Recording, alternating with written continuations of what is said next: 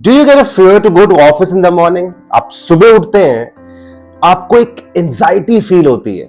जब तक आप ऑफिस जाते हैं, you get settled with the things, आप 2-3 काम करते हैं, by the time it's 12-12:30, you feel little comfortable. आपको तब थोड़ा सा विश्वास आता है कि हाँ, दिन इतना भी बुरा नहीं है।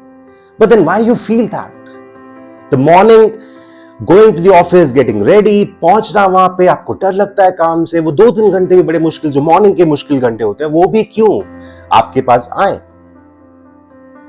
So I will tell you 4 tips in which you can convert your anxiety into your strength, and you'll be more comfortable getting ready for the office, having more confidence to reach there, will be more happy to look after for a new work, new task, new assignments. आप mail पढ़ेंगे, share करेंगे अपने family के साथ अपने office के success और बहुत सारी बातें.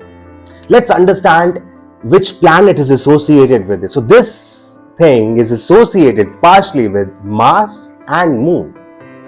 4 चीजें आपको इसमें बहुत स्ट्रांग बनाएंगी. You'll have a flare of confidence. आपका flamboyance, आपका panache will be more positive. और आप सारे के सारे काम मॉर्निंग के सबसे बेस्ट वे में करेंगे. So point number 1 is always respect your brother-in-law. Now this will help you to strengthen the Mars. Mangal strong होंगे आपको मैं एक छोटे से एग्जाम्पल से समझाने की कोशिश करता हूं. Now just suppose your brother-in-law calls you and आपको कहते हैं कि जीजू, मैं 2 दिन के लिए दीदी को लेने आ रहा हूं, हमने पेरेंट्स के साथ मिलके, मम्मी पापा के साथ मिलके वेकेशंस पे जाना है. एंड यू से यस, ऑफ कोर्स. ऐसी अपॉर्चुनिटीज भी कहां मिलती हैं बार बार.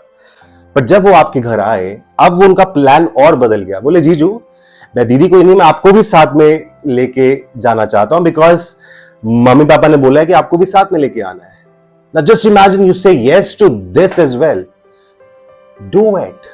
What is harm in it? अगर आपका requirements या professional requirements थोड़ा सा भी allow करती हैं, do not say no to this. Point number 2 is that do not get involved in unnecessarily arguments. Now what happens is, it is very common that we get carried away whenever the arguments is happening. I'll give a small example. Now this happened with me.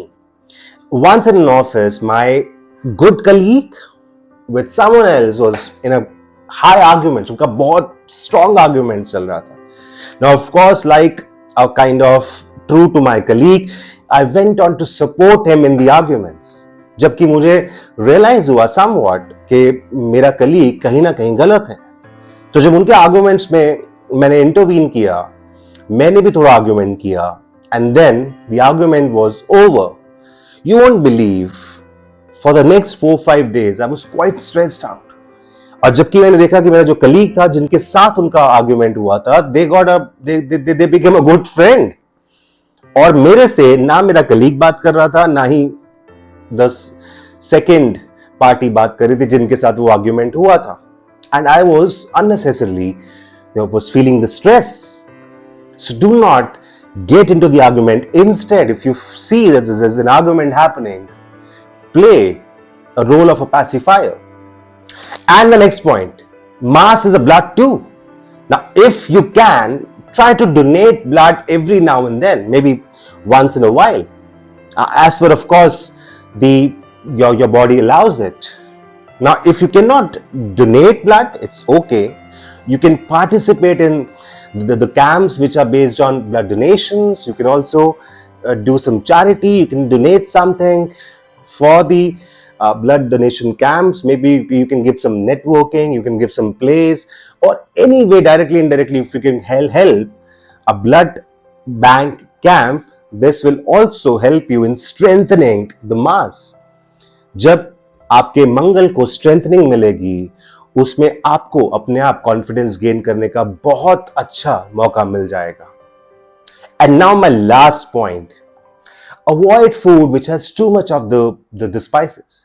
आप मसालेदार खाना आपको अच्छा लगता है once in a while, ठीक है, but अगर आप उसको डेली हैबिट में बनाएंगे, उससे भी now when spices get into your blood, it of course impacts the Mangal. और अगर हम इसको astrological, professional astrological point of view से भी देखें, तो you will have more of aggression episodes जहां पे आपको जरूरत भी नहीं है. तो आप थोड़ा सा कम स्पाइसी या सादा खाना खाएं, अगर आपको स्पाइसेस अच्छे लगते हैं तो आप may be once in a week या वंस इन अ मंथ एक चीट डे रख सकते हैं। उस दिन, जिस दिन अगले दिन आपको ऑफिस नहीं जाना है, तो वो ज्यादा अच्छा दिन रहेगा।